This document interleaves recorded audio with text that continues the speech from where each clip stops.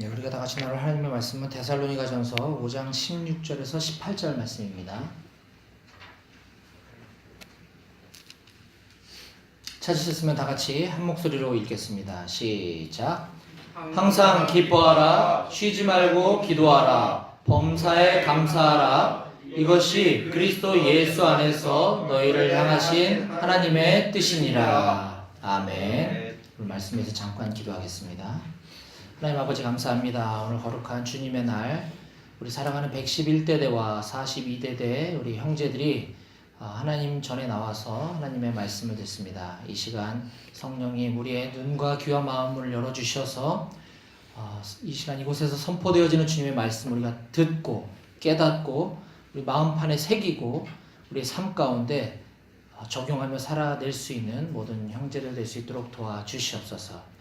이 시간 모든 순서를 주님께 맡겨드리며 예수님의 이름으로 기도했습니다. 아멘. 여러분들 지난 한 주 동안 즐거운 일, 기쁜 일들 많이 있으셨나요? 예, 대답을 못하는 거 보니까 별로 없었던 것 같네요. 그러면 지난 한 주 동안 기도는 많이 하셨나요? 예, 3명은 좀 기도했고 나머지는 잘 모르겠고. 그러면 감사할 일들은 많이 있었나요? 이번에 좀 많네. 네, 감사합니다. 저는 지난 주일날 여러분들을 못 만났어요. 그죠? 소식 들으신 분들도 있으시겠지만 지난 16일날 저희 어머님께서 하나님 나라로 이사를 가셔서 장례 치르고 그 어머님 이제 사후 조치들 하느라고 지난 주일날 여러분들 못 만나 뵈었습니다. 좀 미안하게 생각하고요. 근데 제가 이제 어머님 장례를 치르면서 굉장히 감사할 수 있었던 시간인 것 같아요. 어머님이 돌아가셨는데 감사한다니까 좀 당황스럽긴 할 텐데, 왜냐하면 저희 어머님께서는 올해 85세로 이제 소천하셨는데 평생을 굉장히 아프셨어요. 결혼 전에도 그렇고, 그래서 결혼하고 나서도 제가 어머님을 이제 계속 모시고 같이 함께 살았었거든요. 예전부터 한 몇십 년 전부터 당뇨 지병이 있으셔서 당뇨가 굉장히 심하셔가지고 한 달에 한 번씩 병원 가서 이제 혈당 체크하고 인슐린을 처방받아 와서 집에서 매일 인슐린 주사를 놓으셔야지만 할 수 있었고요. 당뇨가 여러분들 아는지 모르겠지만 합병증이 더 무섭거든요. 그래서 당뇨로 인해서 눈, 귀, 이, 성하신 데가 하나도 없어요. 손발톱부터 시작해가지고. 그래서 각종 합병증에 천시까지 심하셔가지고 굉장히 고생을 많이 하셨습니다. 그러다가, 지난 4년 전부터는 이제 좀 연세가 85세시라 그랬잖아요. 치매 증상도 이제 조금 보이기 시작하시더니 겨울에 이제 외출하셨다가 길에서 이제 쓰러지셔가지고 뇌를 좀 크게 다치셨어요. 그래서 이제 치매가 좀 급격하게 진행이 되면서 말도 제대로 못하시고 걷지도 못하시고 기억도 잘 못하시고 이제 그런 상황에 이제 이르게 되셨습니다. 그래서 요양병원에 4년 동안 계시면서 이제 고생하시다가 하나님께서 이제 때가 돼서 부르신 것 같습니다. 그래서 이제는 저희 어머님이 더 이상 이제 아프지 않아도 되고 더 이상 고통받지 않으셔도 되는 그런 이제 하나님 나라에서 우리 아버지 하나님과 영원히 같이 계실 것을 생각하니까 저는 기쁘지 않을 수가 없었어요. 그래서 하나님께 너무 감사하는 기간이었습니다. 네, 감사합니다.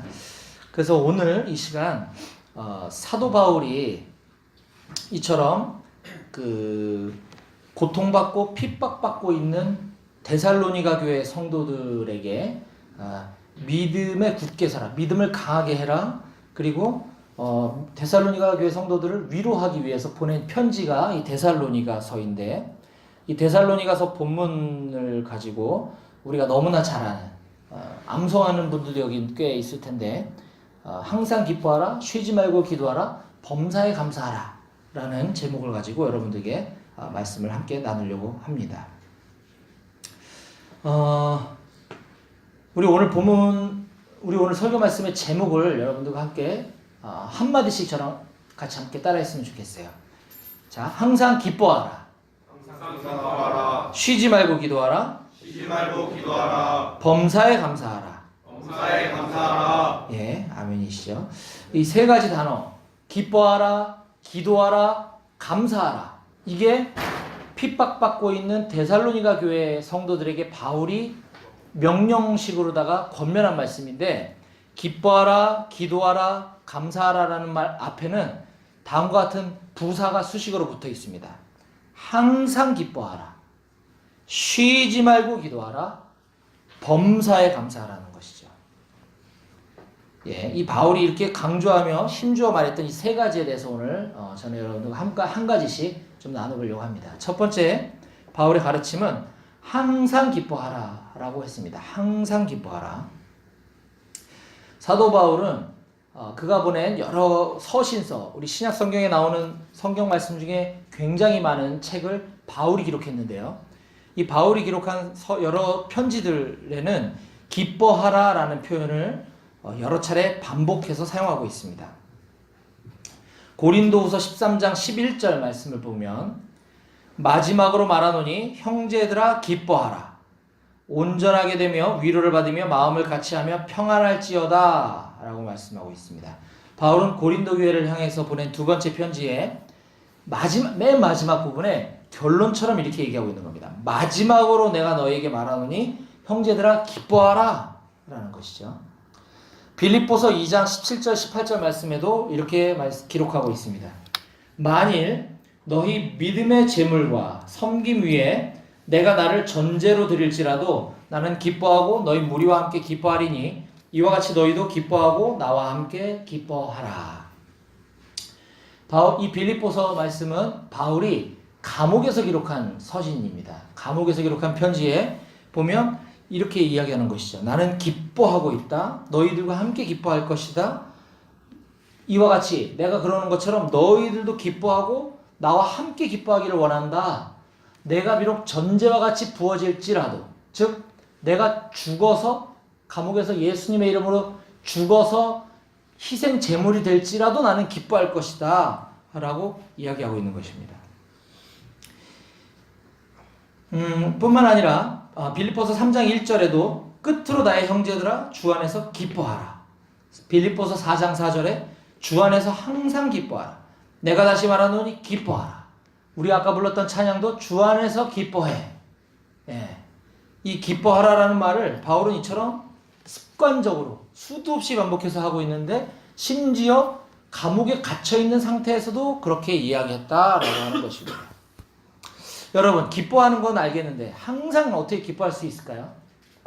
우리가 항상 어떻게 기뻐하며 살 수 있죠? 우리가 기뻐하라 라고 얘기하면 아마 억지로 기쁜 척 할 수는 있을 겁니다. 이 교회 다니는 사람들이 밖에 나가서 이렇게 보면 세상 사람들하고 좀 다른 무언가가 있어요. 표정이 이렇게 좀 밝아요. 이렇게 좀 웃으세요. 근데 물론 그 안에 예수님의 기쁨으로 넘쳐서 그런 표정이 나오는 사람도 있지만, 이게 좀 이렇게 만들어내는 기쁨도 없지 않아 있는 것 같다는 생각이 좀 드는데, 우리가 기뻐하라라고 하면 이렇게 뭔가를 좀 이렇게 억지로 쥐어짜듯이 기뻐하는 것이 아니고, 또 때로는 내가 언제 기뻤던 일이 있었는지 막 이렇게 생각해내면서 그것들을 막 이렇게 떠올리면서 기뻐하는 것이 항상 기뻐하는 것이 아니라는 것입니다. 그러면 도대체 이 바울이 이야기하는 이 항상 기뻐하라는 것은 어떻게 하라는 것이고 어떻게 해야 항상 기뻐할 수 있다는 말인지 에 대해서 또 말씀해 주고 계신 분이 계시는데, 바로 예수님께서 우리들에게 동일하게 이와 같이 말씀하고 계십니다. 이거는 우리 한번 찾아보면 좋겠는데요. 요한복음 15장 9절 말씀을 한번 찾아보겠습니다. 요한복음 15장 9절.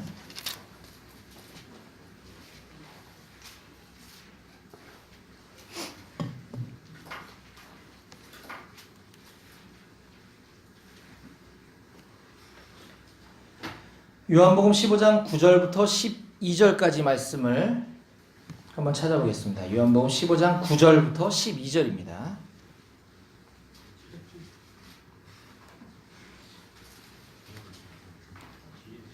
네, 요한복음 15장 9절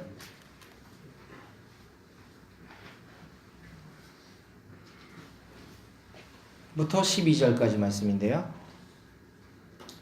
다 같이 한번 한 목소리로 읽어보겠습니다. 시작.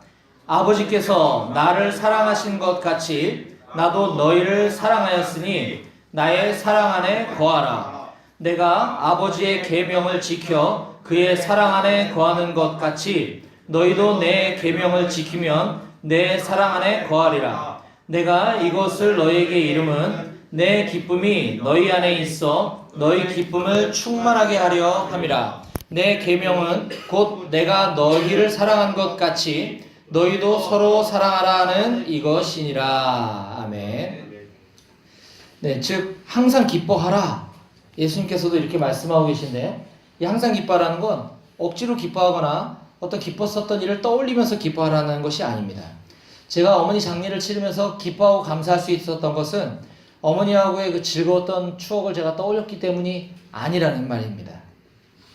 성경에서 항상 기뻐하라는 건 우리가 방금 보았던 것처럼 우리의 삶이 예수님과 함께 예수님의 사랑 안에 거할 때 그때 비로소 우리가 항상 기뻐할 수 있게 된다라고 하는 것입니다.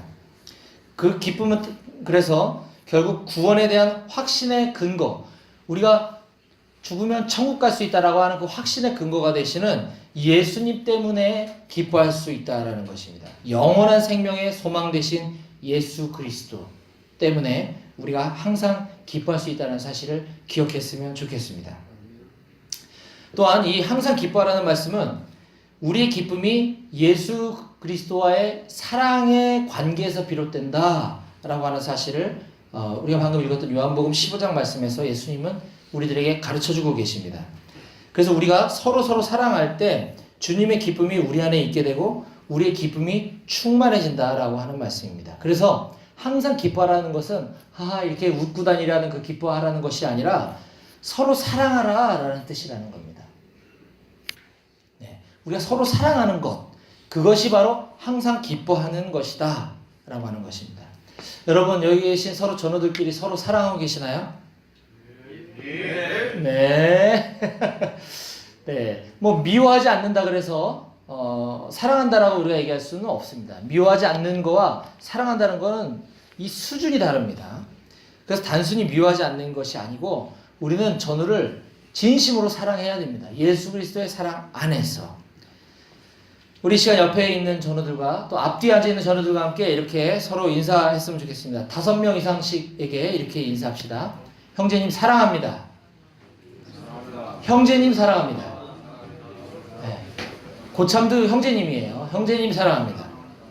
네. 우리 111대와 42대도 서로 마주보면서 형제님 사랑합니다. 우리 서로 인사했으면 좋겠어요. 우리끼리만 사랑할 게 아니라 우리 서로 옆에 대대 전우들 보면서 형제님 사랑합니다. 예, 감사합니다. 사도 바울의 두 번째 가르침은 쉬지 말고 기도하라 하는 것입니다. 쉬지 말고 기도하라. 다 같이 따라해 봅니다. 쉬지 말고 기도하라. 쉬지 말고 기도하라. 예, 이 말씀의 의미는 하루 종일 아무것도 하지 말고 기도하라는 말씀이 아닙니다. 우리가 무릎 꿇고 기도하는 정자세를 취하고 쉬지 말고 기도하라는 말씀이 아니라는 얘기입니다. 사도 바울은 우리가 아무 일도 하지 않고 그냥 종교적인 행위인 그 기도의 상태로 머물러 있는 것을 원하지 않았습니다. 기도는 그리스도인의 일상적인 삶이지 그 종교적인 행위가 아닌 것입니다. 따라서 이 쉬지 말고 기도하라는 것은 나의 일상 속에서 주님이 늘 나와 함께 계신다. 주님은 늘 내 곁에 계신다라고 하는 것을 인지하고 기억하며 살아가라라고 하는 것입니다. 지금 이 순간에도 나와 함께 계시고 내 곁에 계시는 주님을 의식하며 살아가라고 하는 것이 바로 쉬지 말고 기도하라라고 하는 말입니다. 우리는 문득 일상을 살아가다 보면 자주 주님이 내 옆에 계시지라고 하는 사실을 잊을 때가 많습니다. 그래서 열받을 때 욱하고 막 욕하고 승질내고 화가 나고 막 이런 것들이 주님이 계신 것을 자꾸 깜빡깜빡 할 때가 많은 것입니다. 우리 지난 한 주 동안 과연 나는 얼마나 주님을 의식하며 살아왔는지 한번 곰곰이 생각해 보시기 바랍니다. 이와 같이 항상 기도하라는 가르침은 바울만 이야기한 것이 아니라 예수님께서도 동일하게 누가복음 18장 1절에서 제자들에게 다음과 같이 말씀하고 계십니다. 예수께서 그들에게 항상 기도하고 낙심하지 말아야 할 것을 비유로 말씀하여 이르시되, 예수께서 제자들에게 항상 기도하고 낙심하지 말아야 할 것을 비유로 말씀하셨다라고 누가복음 18장 1절에서 말씀하고 계십니다. 저도 경험상 제가 무릎 꿇고 주님께 간절히 기도할 때뿐만 아니라 일상에서 때로는 짧고 간단하게 주님께 이렇게 툭 던지듯이 대화하듯이 그렇게 기도하는 기도 속에서 응답받는 경험을 저는 굉장히 많이 하고 있습니다. 실례로 제가 예전에 새 차를 뽑아서 얼마 안 돼가지고 이렇게 끌고 가다가, 저 차 지금 카니발은 아닌데 그 전에 운전하고 가다가 공사하는 그 맨홀 뚜껑이 열려 있는 걸 이렇게 오르막길 올라가다가 뚜껑을 못 본 거죠. 이렇게 오르막길이니까 올라가다 맨홀을 못 봐고 거기에 새 차를 쭉 긁힌 적이 한 번 있었어요. 제가 너무 열받아가지고 이 공사하는 사람들 내가 그냥 내려서 막 한마디 하려고 그러다가 잠깐 그 순간 제가 잠깐 주님 열받아 미치겠습니다. 제가 이렇게 얘기했어요. 이렇게 똑같이 차 뽑은 지 얼마 안 됐는데, 근데 거짓말처럼 그 순간에 제 마음에 이런 감동이 왔어요. 너는 내가 너를 위해서 십자가에 못 박혀서 내가 피 흘려 죽었는데 너는 내가 그렇게 피 흘린 것에 대해서 얼마나 열받아 하고 얼마나 화를 낸 적이 있었니? 너는 고작 네 차가 좀 긁힌 거에서 그렇게 열받니? 이런 마음을 주시는데 제가 그 순간 바로 회개하게 되더라고요. 네. 그뿐만이 아닙니다. 제가 저번에도 한번 설교 시간에 나눈 적이 있었는데 제가 어려운 시절이 좀 있었다 그랬죠. 그 어려운 시절을 겪는 동안 그 제 셋째 딸, 지난번에 우리 그 전에 제가 섬겼던 교회에서 와서 우리 그 같이 함께 위문 예배 드릴 때 그 좀 이렇게 밝은 아기가 하나 있었는데 초등학교 2학년짜리 여자애가 제 셋째 딸이거든요. 그 셋째 딸을 집사람이 가졌다고 했을 때 그때가 그때였었어요. 너무 힘들 때. 전화로 제가 이제 그 월급도 적게 받는 회사에 다니면서 막 힘들게 일하고 있는데 집사람이 전화 왔고 임신했다고. 그 얘기를 딱 듣는 순간 제가 또 이 뒷골목에 가가지고 하나님 저한테 진짜 왜 이러십니까? 그냥 이렇게 얘기하는 게 아니라 정말 울면서 너무 속상해가지고 제가 이 아이를 어떻게 키우라고 하나님이 이러시는 겁니까? 제가 뭘 그렇게 잘못했습니까? 이렇게 기도할 때 하나님 제 마음에 또 감동을 주셨어요. 내가 너가 얼마나 힘든 가운데 있는지 너보다 더 잘 안다. 나는 네 머리카락이 몇 개인지도 아는 네 하나님이다. 그 아이는 내가 키울 테니 너는 아무 걱정하지 말아라. 그 아이는 너희 가정에 기쁨이 되게 하려고 내가 너에게 허락한 아이다. 이 마음을 막 응답으로 주시는데 제가 또 그 자리에서 바로 회개했어요. 좀 전까지는 막 따지듯이 하나님께 막 그렇게 기도하다가 잘못했습니다. 제가 하나님의 말씀을 믿지 못했던 것을 용서해 주세요. 그런데 하실 수 있다면 제가 아들이 둘이니까 딸을 주시면 좋겠습니다. 그 기도까지도 하나님이 응답해 주셔서 딸을 허락해 주셨어요. 뭐 이런 사례는 너무 많습니다. 너무. 우리가 일상 가운데 옆에 계신 하나님과 예수님과 대화하듯이 이렇게 그냥 친구하고 얘기하듯이 그냥 툭툭, 뭐 때로는 원망도 괜찮아요. 때로는 화를 내셔도 괜찮아요. 그렇게 할 때 하나님은 그때마다 하나님의 마음을 깨닫게 해주시고 또 내 마음을 변화시키시고 때로는 내가 원했던 것을 들어주시기도 하고, 그런 하나님과 날마다 쉬지 않고 기도하는 가운데 하나님을 경험하시는 여러분들이 되시기를 주님의 이름으로 축복합니다. 아멘. 세 번째 사도 바울의 권면은 범사에 감사하라는 것입니다. 다 같이 한번 따라해 봅니다. 범사에 감사하라. 범사에 감사하라.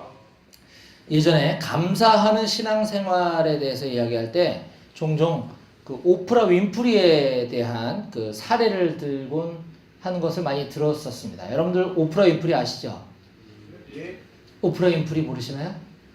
미국의 그 토크쇼 진행하는 그 체격이 건장한 자매님이 있어요. 오프라 윈프리라고 하는 자매님이 있는데 전 세계 132개국에서 약 1억 4천만 명이 시청하는 오프라 윈프리 쇼. 네. 자신의 이름을 걸고 진행하는 TV 토크쇼 진행자인 오프라 윈프리.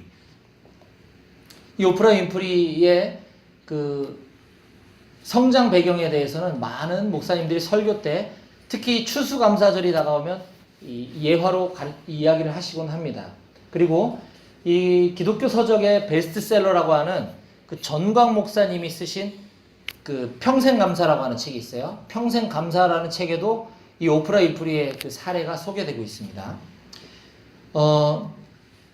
지금은 이렇게 전 세계 사람들이 그의 이름을 걸고 진행하는 토크쇼를 시청하면서 기뻐하고 즐거워하고 있는데, 이 그녀는 이 토크쇼 진행뿐만 아니라 이 기업가로서도 맹활약을 하고 있는 그 연예인 가운데 최고의 수입을 올리고 있는 사람 중에 한 명입니다. 그가 가진 재산이 무려 10억 달러가 넘는 부자라고 합니다. 10억 달러면 우리나라 돈으로 얼마예요? 공 3개를 더 붙여야 되니까 100억, 1000억, 1조네, 1조.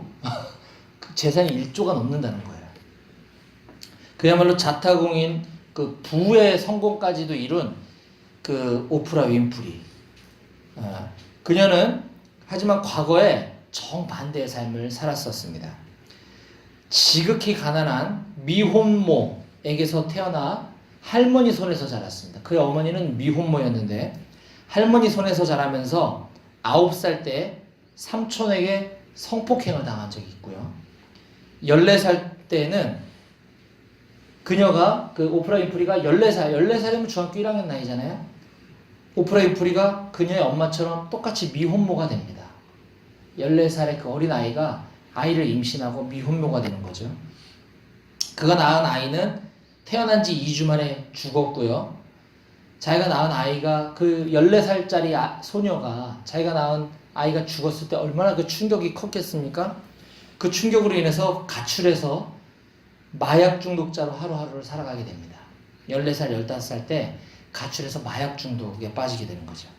그렇게 하루하루를 살아가던 어느 날 크리스찬으로 변화된, 신앙인으로 변화된 그의 친아버지를 만나게 됩니다. 그러면서 오프라 윈프리가 신앙을 갖게 되고 그때부터 날마다 감사일기를 적는 습관을 가지게 되었다 라고 하는 것이, 그 습관이, 그 오프라 윈프리의 그 습관이 그녀로 하여금 그의 삶을 변화시키고 오늘날과 같은 성공의 사람이 되게 하였다 라고 하는 것이 이 감사의 어떤 설교 또는 감사를 주제로 한 책에서 기록하고 있는 내용들입니다. 그 오프라 윈프리의 감사일기의 습관은 하루 동안에 일어났던 감사에 대한 그 제목들을 한 5가지 목록을 쭉 나열하면서 기록하는 겁니다. 그녀가 기록한 이 감사의 일기는 뭐 거창한 게 아니라 아주 작은 일상의 것들이었습니다. 예를 들면 오늘도 거뜬히 잠자리에서 일어날 수 있게 해주셔서 감사합니다. 유난히 눈부시고 파란 하늘을 보게 해주셔서 감사합니다. 점심때 맛있는 스파게티를 먹게 해주셔서 감사합니다. 얄미운 짓을 한 동료에게 화내지 않았던 저의 참을성을 주셔서 감사합니다. 좋은 책을 읽었는데 그 책을 써준 작가에게 감사합니다. 이런 소소한 제목들의 감사 제목들을 쭉 나열하면서 매일매일 5가지씩 적었던 습관이 오프라 윈프리의 감사였다라고 하는 것입니다. 그래서 아까 제가 소개했던 전광 목사님이 쓰신 평생감사라고 하는 책에 보면 토크쇼 여왕의 성공 비밀이라고 하는 그 챕터가 있는데 그 글의 마지막에 이렇게 마무리하고 있습니다. 결국 삶의 활력소이자 삶의 원천인 감사의 습관이 그녀를 강한 사람으로 만들어준 것이다.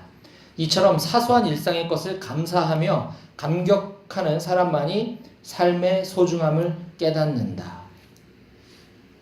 제가 이 말씀을 듣고서 몇 년 전에 그래? 오케이. 나도 감사의 습관을 좀 가져야 되겠다.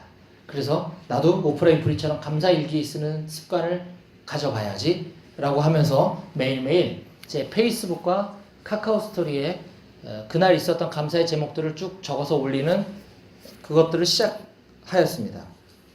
어떨 때는 잘 생각이 안 나서 1-2개 감사 제목을 적기도 하고 어떤 날은 뭐 7, 8가지를 적기도 했습니다. 많은 사람들이 저의 그런 습관들을 보면서 격려도 해주고 칭찬도 해주고 또 도전받아서 나도 감사일기를 써야 되겠어요 라고 이렇게 댓글로 남겨주시는 분들도 꽤 많았습니다. 근데 저는 그 감사일기보다 훨씬 전부터 그 큐티 나눔을 먼저 해왔었습니다. 그 묵상 나눔, 성경 구절을 읽고 묵상하고 깨닫고 적용할 것들을 쭉 정리해서 이렇게 올리는 것들을 하는데, 이 참 아이러니하게도 이 묵상 나눔은 시간이 지나면서 그것들을 보고 도전받는 사람들이 좀 이렇게 줄어드는 느낌을 받는 반면에, 이런 감사일기는 많은 사람들이 도전받는 것을 보게 되었습니다. 왜냐하면 이 감사일기는 일단 쓰기가 쉽고 누구나 따라 할 수 있을 것 같고, 그게 오프라 인프리의 성공 비결이었다고 하는 사실에 나도 성공하고 싶기 때문에 그걸 해보고 싶었던 거죠. 제가 그랬던 것처럼. 그런데 저는 지금도 그 묵상 나눔, 큐티 나눔은 지금도 제가 해오고 있습니다. 거의 한 7, 8년, 8, 9년째 해오고 있는 것 같은데, 근데 감사일기는 얼마 지나지 않아서 집어치워버렸습니다. 왜냐면 오프라 윈프리의 성공 비결은 그녀의 삶이 예수 그리스도를 만나서 그의 삶이 어둠에서 빛으로 바뀌었고 절망에서 희망으로 바뀌었기 때문에 그녀가 성공하게 된 것이지, 그녀가 감사일기를 써서 성공하게 된 것이 아니다라고 하는 사실을 하나님이 깨닫게 해주셨습니다. 네. 오프라 윈프리가 성공한 건 그냥 예수님을 만나서 그녀의 삶이 바뀐 것이지, 그녀가 감사일기, 그 감사 목록을 나열했기 때문에 성공한 게 아니라는 것이죠. 근데 우리는 이걸 오해하고 있습니다. 꽤 많은 사람들이.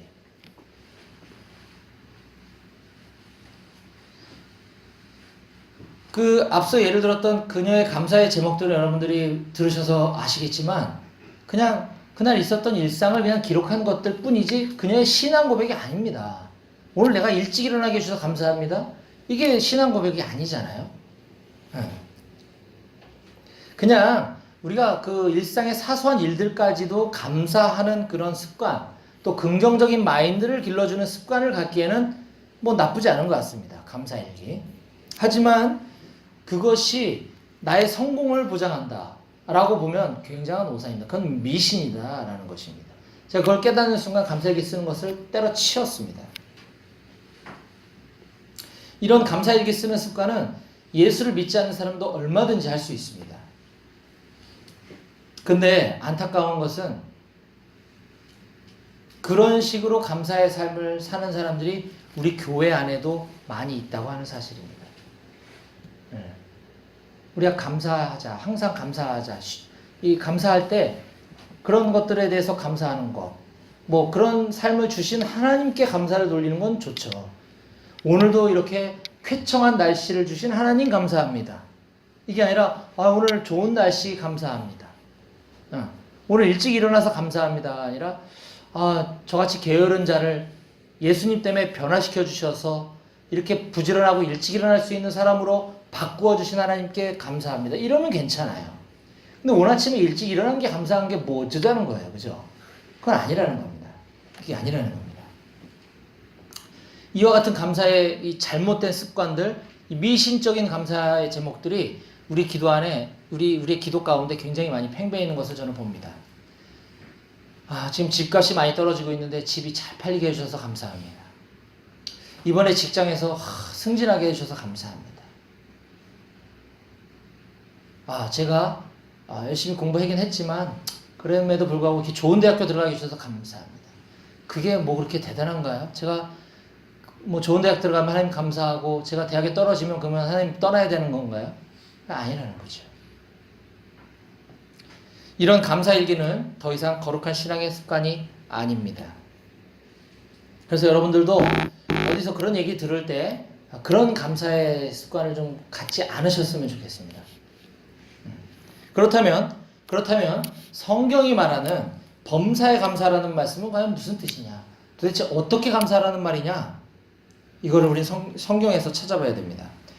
이 성경은 오프라 윈프리처럼 모든 일들에 대해서 감사라는 것이 아니라, 또는 이런 사소한 일들까지도 감사라는 것이 아니라, 우리가 읽었던 데살로니가전서 5장 18절 말씀을 그 헬라어 원문에 가장 가깝게 번역된 영어 성경을 한번 읽어보게 되면은 그 뜻이 더 분명하게 드러나게 됩니다. 범사에 감사하라. 범사에 감사하라. 이 범사에가 도대체 뭔지 우리 좀 아리송하잖아요. 좀 추상적이잖아요. 영어 성경에 보면 give thanks in all circumstances 라고 번역하고 있습니다. give thanks, 감사를 드려라 in all circumstances, 모든 상황 안에서, 모든 환경 가운데 감사를 드리라 라는 것입니다. 이것이 바로 성경이 얘기하는 감사의 비결이고 감사의 방법입니다. 모든 상황 가운데서 어떤 상황 안에서든 감사해라. 그건 바로 내가 어떤 상황에 있든지 감사하라는 것이고, 예수님께서 늘 나와 함께하고 계시는 것에 대해서 감사라는 말이고, 예수님이 나의 구주가 되어주신 것에 대해서 감사라는 뜻이고, 예수님이 내 죄값을 대신 지불해 주신 것에 대해서 감사라는 것이고, 내가 지금 비록 힘든 군생활 가운데 있지만 그럼에도 불구하고 감사라는 것이고, 바울이 비록 감옥에 갇혀 있지만 그 상황 안에서도 감사라는 것이고, 내가 비록 사랑하는 어머니를 떠나보냈지만 그 가운데서도 감사라는 것이 바로 in all circumstances라는 것이고, 범사에 감사라는 뜻이라는 말입니다.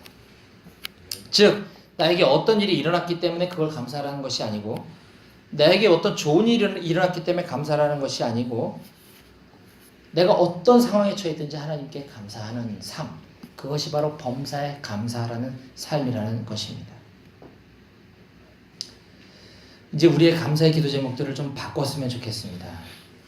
내 기준에서 나에게 좋은 일이 일어난 것에 대한 감사가 아니라 내가 예수님을 만난 것에 대한 감사, 늘 나와 함께 하시는 예수님으로 인해서 내 삶이 변화된 것에 대한 감사, 나를 구원하신 주님께 대한 감사로 우리의 감사들이 좀 바뀌어졌으면 좋겠습니다. 우리가 진정으로 감사해야 하는 것은, 우리가 계속해서 감사해야 되는 것은, 우리가 어떤 상황에서 감사해야 되는 것은 바로 예수 그리스도 때문이다라고 하는 사실입니다. 바로 이것이 우리의 신앙 고백이 되었으면 좋겠습니다. 오늘 우리가 읽었던 본문 내 맨 마지막에 보게 되면 항상 기뻐하라, 쉬지 말고 기도하라, 범사에 감사하라, 이것이 바로 예수 그리스도 예수 안에서 너희를 향하신 하나님의 뜻이다 라고 하는 사실입니다. 기뻐하는 삶을 사는 것, 기도하는 삶을 사는 것, 감사의 삶을 사는 것, 이것은 그렇게 살아도 되고 안 해도 되고 우리의 선택의 부분이 아니라 반드시 그렇게 살아야 하는 것, 그것이 하나님의 의지이고 하나님의 뜻이다 라고 하는 사실을 기억했으면 좋겠습니다. 우리가 기쁠 때만 기뻐하고, 우리가 기쁘지 않을 때는 어떻게 기뻐하라는 말입니까? 라고 하는 것이 아니라, 기도의 삶을 사는 것, 기도해도 되고 안 해도 되는 것이 아니라, 내가 감사를 드려도 되고 드리지 않아도 되는 것이 아니라, 이 모든 것들은 우리가 항상 그렇게 해야 하는 것, 그것이 하나님은 우리를 창조한 목적이고 뜻, 하나님의 의지, God's will, this is God's will, 하나님의 의지고 하나님의 뜻이다라고 하는 사실을 꼭 기억하고 그렇게 살아가는 저와 여러분이 되시기를 주님의 이름으로 축원합니다. 아멘. 기도하시겠습니다. 하나님 아버지 감사합니다. 우리가 너무나 잘 알고 습관적으로 암송하고 우리가 너무 익숙해서 무감각해지기까지 했었던 항상 기뻐하라, 쉬지 말고 기도하라, 범사에 감사하라는 이 말씀이 정말 너무나 구체적이고 실제적이다라는 사실을 오늘 깨달았습니다. 하나님, 우리가 기쁜 일이 있을 때만 기뻐하고, 우리가 어떤 기도의 이유가 있을 때만 기도하고, 우리가 어떤 감사해야 될 제목들이 있을 때만 감사하는 것이 아니라 늘 언제나 어디서든지 나와 늘 함께하고 계시는 그 예수님 때문에, 예수님으로 인해서 우리가 그렇게 기뻐하고 기도하고 감사할 수 있도록 우리의 삶을 주님 이끌어 주시옵소서. 오늘 이 말씀을 통해서 우리의 모든 삶을 주님께 온전히 맡겨드립니다. 감사드리며 예수님의 이름으로 기도했습니다. 아멘.